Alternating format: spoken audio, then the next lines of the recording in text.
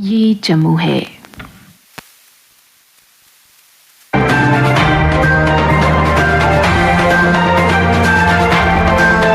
श्रोताओं नमस्कार।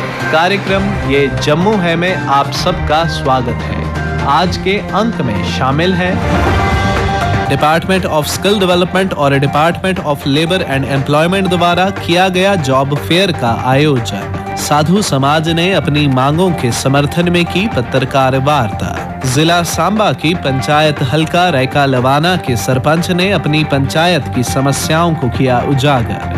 केंद्र शासित प्रदेश जम्मू कश्मीर भारतीय जनता पार्टी के अध्यक्ष द्वारा की गई प्रेस कॉन्फ्रेंस। जिला उधमपुर के एक समाज सेवी ने अपने इलाके की परेशानियों को रखा सरकार के समक्ष। और श्रोताओं, जिला किश्तवाड़ के एक सामाजिक कार्यकर्ता ने सब डिवीजन पाडर के लोगों की मुश्किलात का किया खुलासा।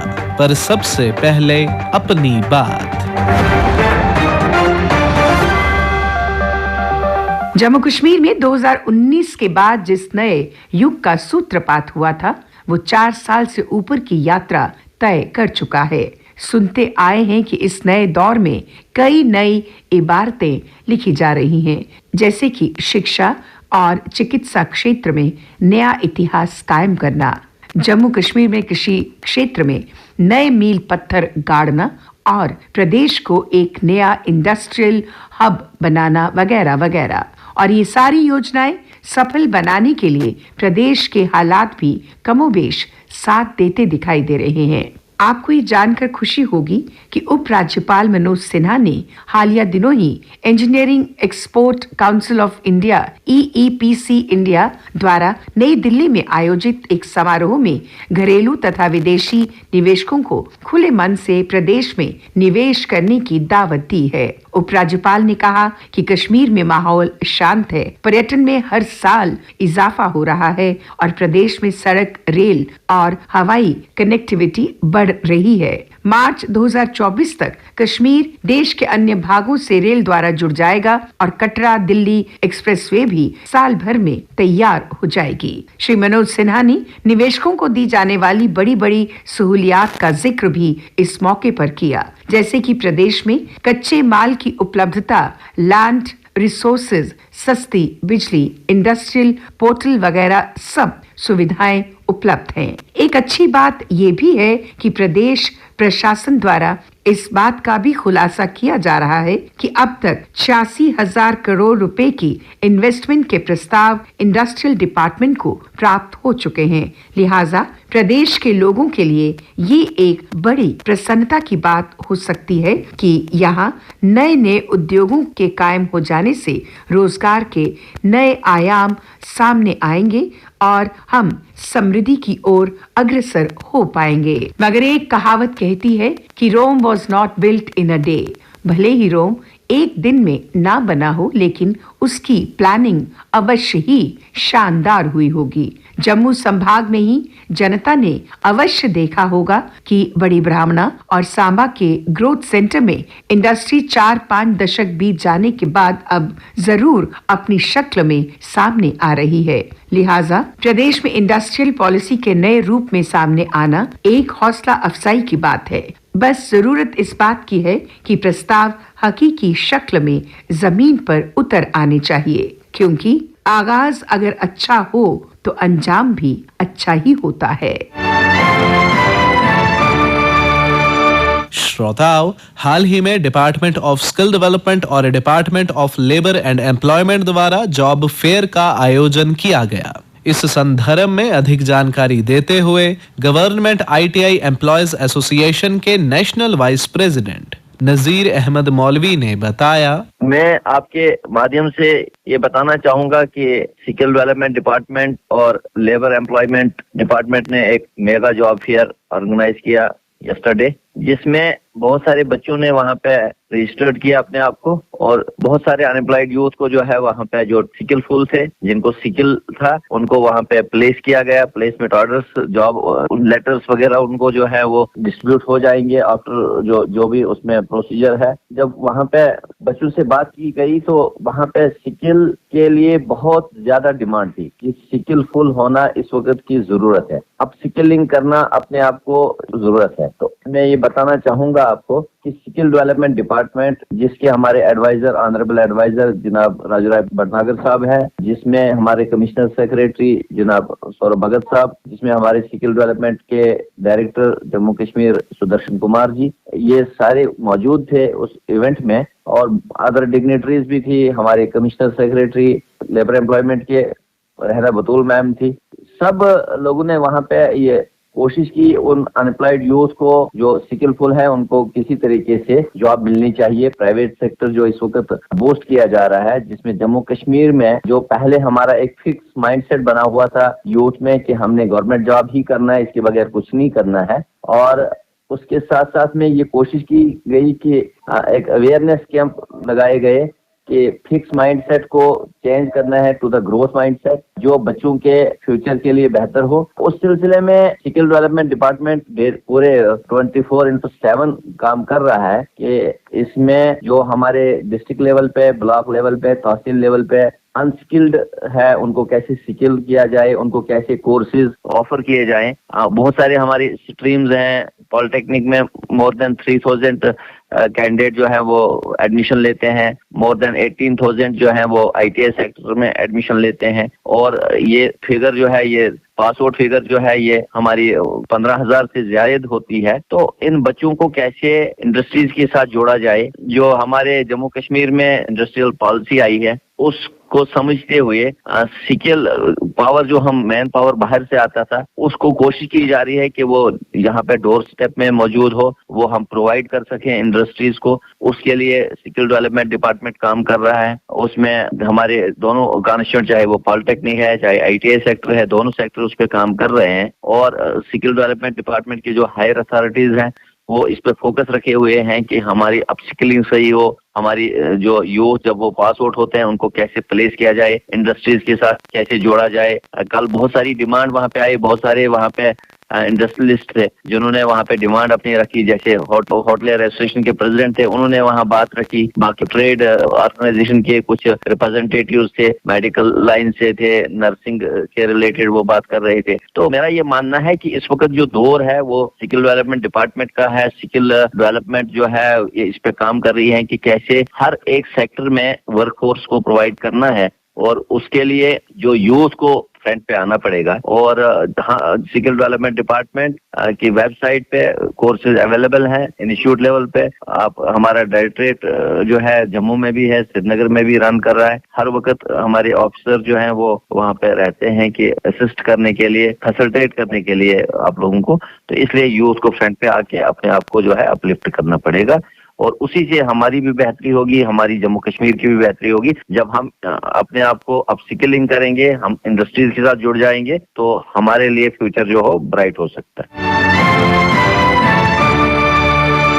कल साधु समाज ने अपनी मांगों को उजागर करने के उद्देश्य से प्रेस क्लब जम्मू में एक पत्रकार वार्ता का आयोजन किया। पत्रकारों से बात करते हुए महंत राजेश कुमार ने बताया, एक हमारा जो हर जिला में सनातन संवाद है, उसी को लेकर के जिला सांबा के अंदर कुआं वाला मंदिर पटली मोड़ में महंत श्री गोपालानंद जी की अध्यक्षता में एक तो वहाँ सनातन संवाद की बैठक है। जो जम्मू कश्मीर के जितने संत समाज के लोग हैं, चाहे वो रियासी मंडल है, उधमपुर मंडल है, कठुआ और जम्मू मंडल है, वहाँ साहब बैठेंगे, चर्चा होगी कि क्या वहाँ पे किया जाए। और इसी को लेकर के सनातन संवाद जो है वहाँ होगा कि पटली मोड़ के अंदर 9 तारीख जो हमारा सनातन संवाद होगा। जो सरकारें बनी हैं, जो वहाँ पे संत जीत के आए हैं, उन्हीं को एक उचित जगह जब मिलेगी तो जहाँ पे एक खुशी का माहौल जो होगा वो जम्मू के अंदर बहुत बड़ा हमारा सनातन संवाद होने जा रहा है।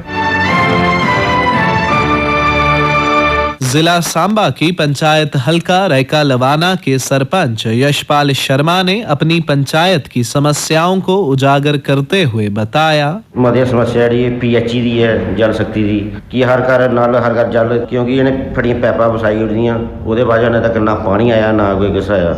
आ चाहते हैं कि DC अफसर शर्मा ने ये चाहते हैं कि साढ़े ग्रां का जी PHE का पानी सारे मिलना चाहिए। और मेरी पंचायत की एक समस्या है कि वाटर बॉडी जी क्रोजमेंट हुई है, गली नाली का पानी जो बंद हो गया, वो भी ये पर भी थोड़ा DC अफसर शर्मा ने ये पर ध्यान देना चाहिए, क्योंकि ये मलेरिया डेंगू का बड़ा जोर है। ये चाहना ये सारा मसला जल्दी तो जल्दी से हल होना चाहिए। ट्यूबवेल लगे दा पर पानी नहीं आता उनके पानी देन छड़ना, क्योंकि वो फड़ी पैपा नवी फसाई टेंडर ठेका करने वाले ठेके करी काम करी चली गए, ना दिखना आते ना उससे पानी पैपा जी बंद पेदी पूरी।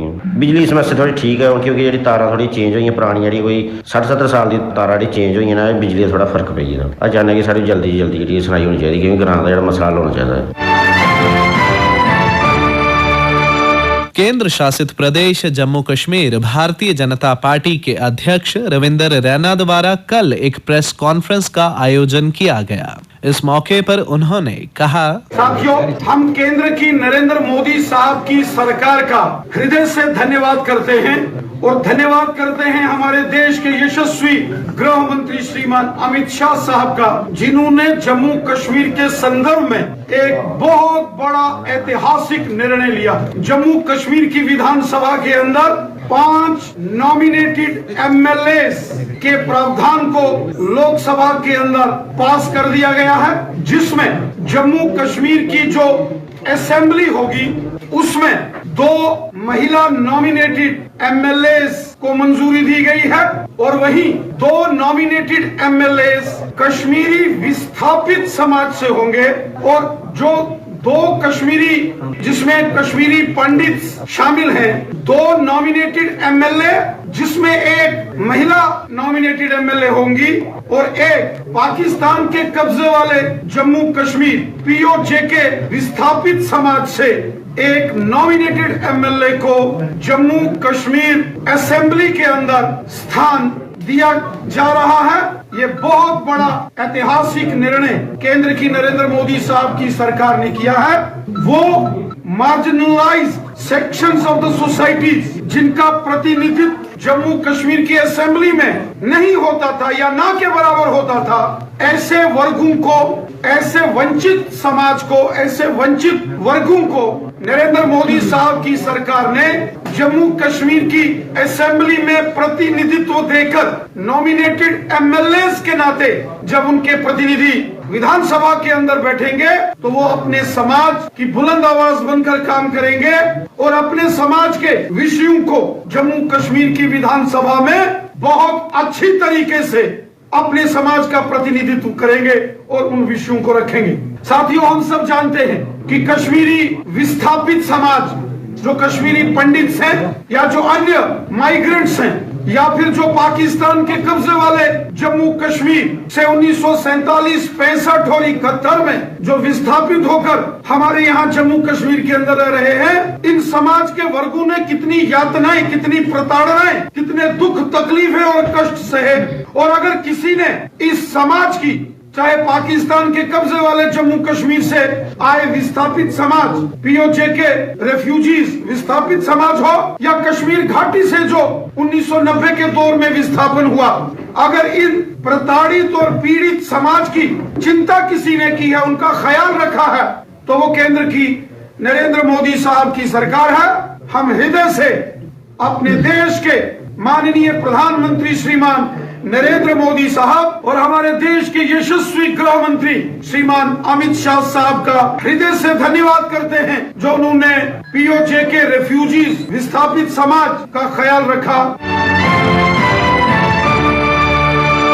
जिला उधमपुर के एक समाज सेवी संतोख सिंह ने अपने इलाके की परेशानियों को सरकार के समक्ष रखते हुए कहा, हमारे इलाके का जो मंगरी और पंचैरी 2 तहसीलों का मसला है वो है रोड का। तो हमारे जो मेन रोड है वो बहुत बड़ी प्रॉब्लम है। वो अभी तक हम जब से भी 2018 से इशू उठाते आ रहे हैं, उसकी तरफ अभी तक गवर्नमेंट की तरफ से कोई ध्यान नहीं दिया जा रहा है। फर्स्ट डिमांड तो मेरी ये है। सेकंड डिमांड है मेरी स्कूल की। एजुकेशन एक ऐसा सेक्टर है कि एजुकेशन हमारे गाँव के बच्चे जो दूर दराज एरिया के बच्चे हैं, वहाँ शॉर्टेज अब स्टाफ बहुत ज्यादा है। मैं भी मानता हूँ कि गवर्नमेंट नई भर्ती नहीं कर रही है, और हम अगर बार बार किसी ऑफिसर से गुनाह भी करेंगे तो वहाँ जब तक ऊपर का गवर्नमेंट का प्रपोजल ऐसा नहीं होगा, नई भर्ती नहीं होगी, तो कैसे काम चलेगा? कैसे जहाँ 10 टीचरों की जरूरत है वहाँ 2 टीचर काम कर रहे हैं, तो वो कैसे हमारा जो गरीब का बच्चा, दूर दराज गाँव का बच्चा पढ़ेगा? कि कम से कम भी हम गवर्नर साहब से रिक्वेस्ट करेंगे कि हम नई भर्ती तो छोड़ो आप एम्प्लॉइज की, आज से जो 20-30 साल पहले जो मुलाजिम हुआ करते थे कम से कम भी उनकी कैपेसिटी ही पूरी कर दें, ताकि हमारे जो बच्चे हैं, जो गरीब लोगों के बच्चे हैं, वो एजुकेशन से वंचित ना रहें। तीसरा मसला मेरा आता है लाइट का। गाँव के अंदर क्या हो रहा है, बिजली मीटर लगे हैं, मीटर लगा दी है, बिजली मिल नहीं रही है और किराए डबल आ रहे हैं। कैसे सिस्टम चल रहा है, कैसे आ रहे हैं, ऊपर यूनिट आ रहे हैं, लोगों को कोई पता नहीं है। गाँव के बेचारे जो गरीब लोग हैं, जो बेचारे जिम्मेदारी पे डिपेंड है, उनके लिए बड़ा मुश्किल मसला ये है। चौथा मसला हमारा आ गया हेल्थ का। हेल्थ एक ऐसा सेक्टर है, जब तक किसी भी एरिया का हेल्थ सेक्टर मजबूत नहीं होगा, लोग जिस्मानी तौर पर ठीक नहीं होंगे, दिमागी तौर पर ठीक नहीं होंगे, वो बेचारे कैसे दिहाड़ी लगाएंगे, कैसे बच्चों का पेट पालेंगे, कैसे काम करेंगे? ये हमारे बड़े सीरियस मसले हैं। आपके माध्यम से हम गवर्नर महोदय से यही रिक्वेस्ट करेंगे कि हम जो दूर दराज के लोग हैं, मोगरी के हैं, पंचैरी के हैं, लड्डा के हैं,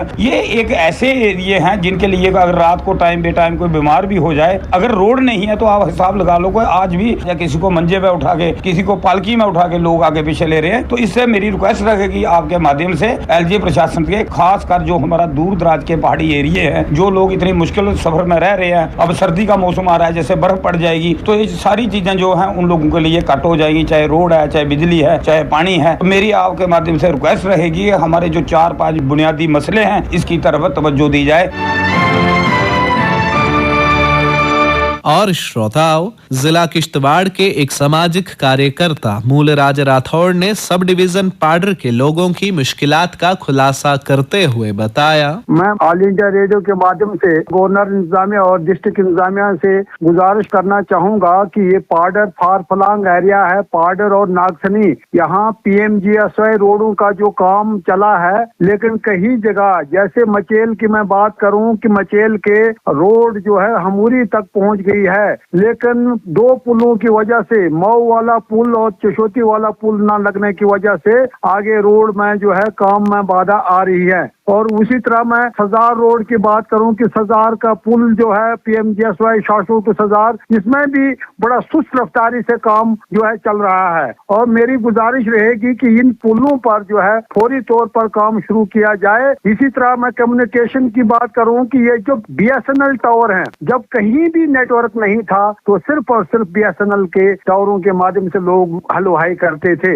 लेकिन क्या वजह है कि ये BSNL की इतनी पोर जो है वो सर्विस है, और ये BSNL जो है इसको 4G अभी तक नहीं बनाया गया। हाल ही में यहाँ पर सर्वे हुई थी कि डिस्ट्रिक्ट किश्तवाड़ में मड़वा, वाड़वन, दक्षिण और पाडर में BSNL के 20 टावरों की का जो है काम शुरू होना था, लेकिन अभी तक बदकिस्मती से उनका कहीं टेंडर नहीं हो पा रहा है। जैसे मैं पाडर में किद्रू और सजार की बात करूं और सोहल कबन उनगाई की बात करूं, वहां भी जो है BSNL ने अभी तक भी सर्विस नहीं दी है, क्योंकि रोड लेवल पर सजार और किद्रू है जिनको सिर्फ और सिर्फ 2 किलोमीटर मटेरियल पहुंचाना है, अभी तक भी वहां पर जो है ये नहीं बन पाया है टावर। यहाँ पुल की बात करूं कि यहाँ JKPCC एक गुलाबगढ़ अठोली को उसको जोड़ने के लिए 2008 में गुलाबगढ़ टू अठोली पुल का की संगे बुनियाद साबका गवर्नमेंट ने रखी हुई थी। आज लगभग 14-15 साल हो गए तो अभी तक भी उस पुल की लॉन्चिंग नहीं हो रही है। मेरी गवर्नर इंतजामिया से गुजारिश की जाती है कि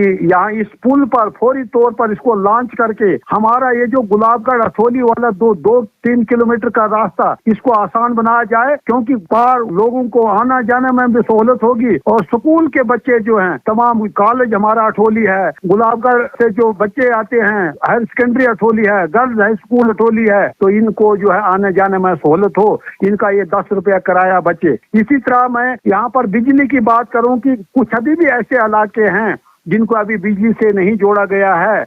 मेरी गुजारिश रहेगी गवर्नर इंतजामिया से और डिस्ट्रिक्ट इंतजामिया से, जहां पर भी काम शुरू हो रहा है, जैसे सजार, किद्रू और बाकी जगह कहीं ऐसे रह गए हैं, उनको फौरी तौर पर काम शुरू किया जाए। यहाँ PMGSY की रोडों की बात करूं कि कुछ अभी भी ऐसे रहने विलेज हैं और हेमलेट हैं जिनको अभी भी तक भी रोडों से नहीं जोड़ा गया है। मैं ऑल इंडिया रेडियो का बहुत बहुत शुक्रगुजार हूँ कि अब यहाँ सर्दी के मौसम में हमारे यहाँ पर बिजली का मसला, केरोसिन ऑयल का मसला रहता है, कभी राशन का मसला रहता है। तो हमारी आवाज यहाँ फार फलांग एरियाज की आवाज जो है वो डिस्ट्रिक्ट इंतजामिया और स्टेट इंतजामिया तक हमें पहुँचाने में मदद देती है। इसी के साथ ही कार्यक्रम ये जम्मू है का आज का अंक समाप्त होता है। वाचक ऋषिव प्रभाकर, स्थल रिकॉर्डिंग सुनील कुमार रैना और रमेश कुमार शर्मा, प्रस्तुतकर्ता बच्चन भगत।